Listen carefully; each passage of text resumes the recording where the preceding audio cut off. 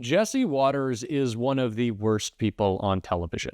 He is smug, he is annoying, he is gross, and he's just not all that entertaining. His shtick falls so flat, and it did just the other day when he decided to go on this whole rant, this whole rampage against Tim Walz that really ended with him being humiliated by Walz on his own show, because this argument that he was trying to make attacking Tim Walz's masculinity only blew back on him in a resurfaced clip and in a not so great response from his colleagues. We are going to check out how Tim Walz ended up humiliating one of the worst Fox hosts out there. But before we do, if I could quickly ask you to leave a like on this video, and if you haven't already and you enjoy our channel, to hit that subscribe button. It goes a long way, and it really does mean a lot to me. Now, before we can get into what Jesse Waters had to say about Governor Tim Walz, I want to get the context for how this all started. It was a podcast episode with Tim Walz and Gavin Newsom that I want to take a look at right here. Yeah, look, and I felt excitement out there. And our policies are popular, by the way.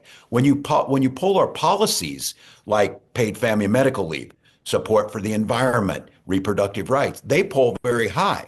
We don't. So what I have to tell you, what I take away from that, Gavin, is that I think we got to be very careful of drinking our own Kool-Aid or believing we're in our bubble, because I truly did think we were going to win. And I say that as someone who has run in traditionally red districts, won close races, and I felt like I had a feel.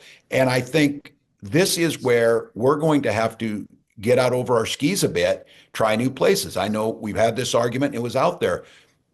Governor, we didn't see you on a lot of, things that weren't mainstream media. We didn't see you on podcasts. We didn't see you doing that. Are you willing to go into those? We need to be willing to go into those spaces. Now, between you and I, Gavin, I don't think we're going to win over those 77 million that voted for Donald Trump. I'm concerned with the 90 million who stayed home.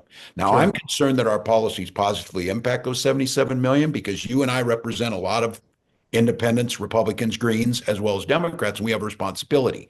I don't know if we can necessarily win them over, but I think the thing that we should really soul search on is when the choice was Donald Trump, and J.D. Vance, and Kamala Harris, and myself, and policies that we were clearly articulating, it got pretty close, 77 to 75 type of thing. But it's the 90 million that stayed home. Why did they think we were the same? Why did they think we weren't there? And I think by going into these spaces, to be candid with you, it allows people to express their frustrations. It allows people to articulate what's happening in their lives.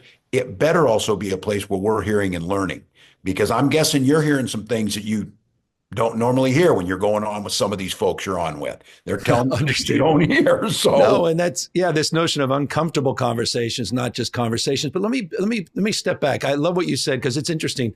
This notion of our policies are popular, but our party is not popular. And it begs the question some have asked me, and I want to pose it to you.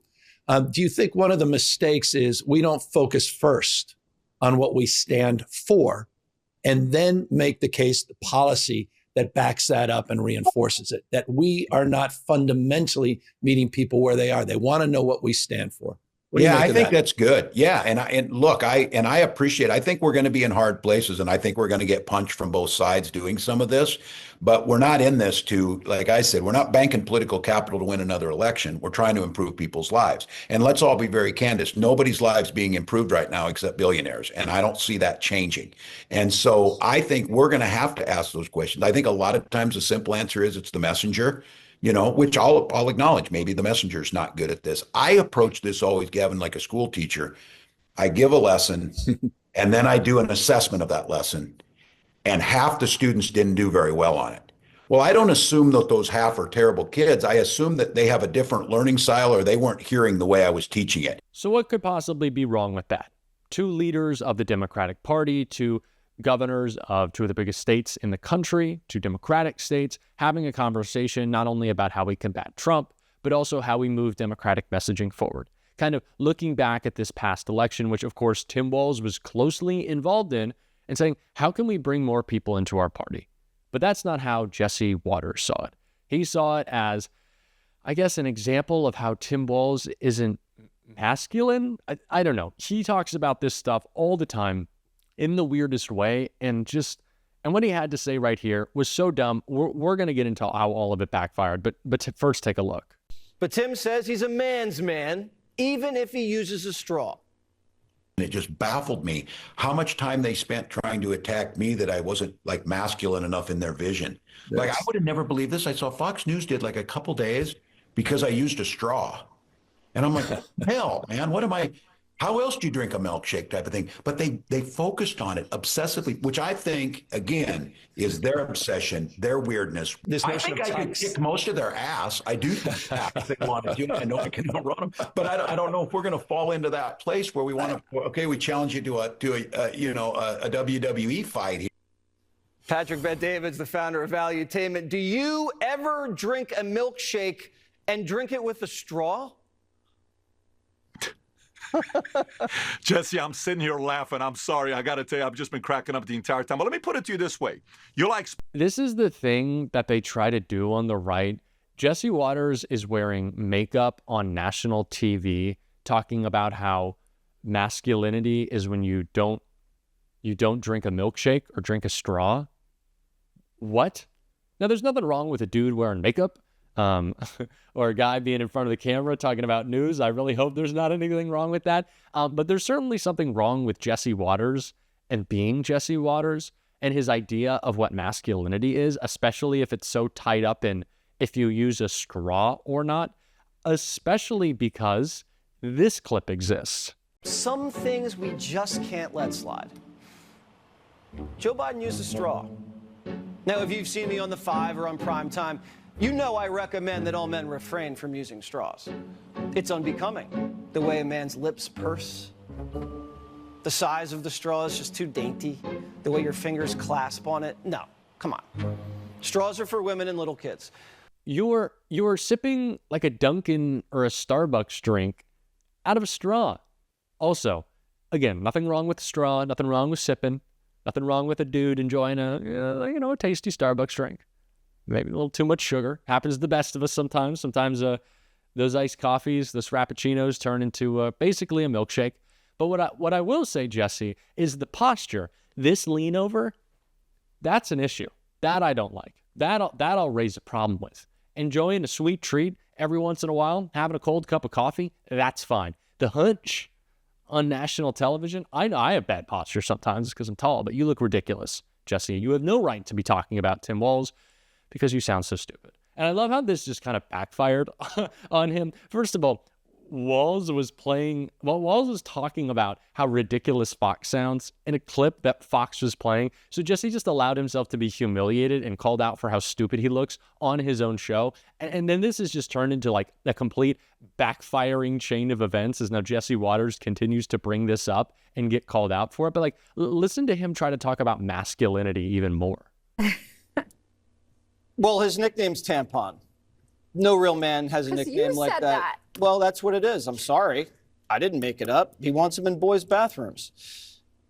Real men don't talk about how they can beat other guys up. They don't talk about how masculine they are.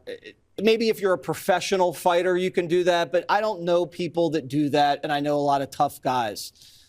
Like this guy, Greg Gutfeld. This dude is he's just so weird. And he doesn't know what he's talking about. You're on Fox, man.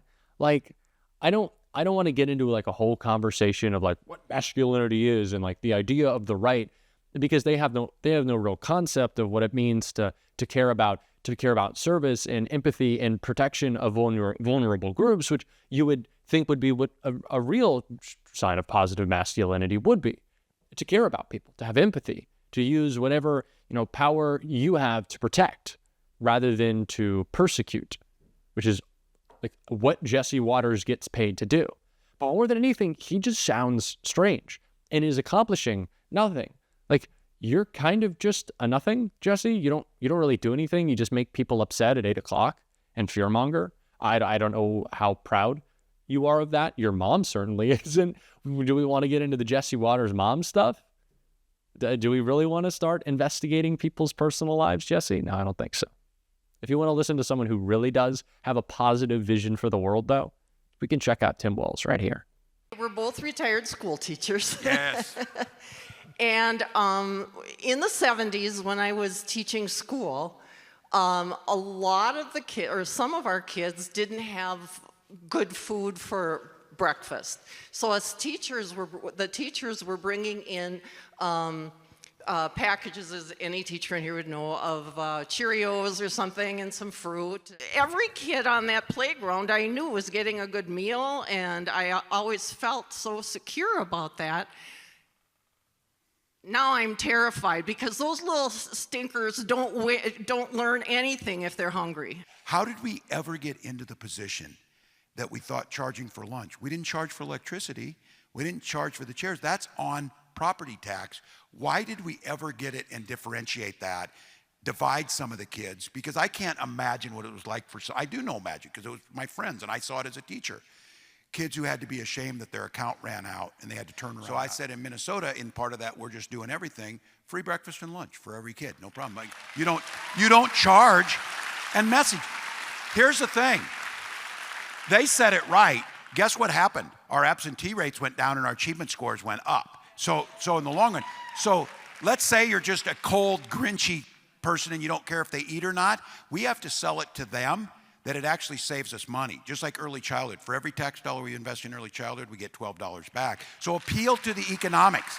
Appeal to the economics. Now that is someone that I would tune into. That is someone I'd want to listen to. That is someone presenting a positive vision of what men in public service should be doing.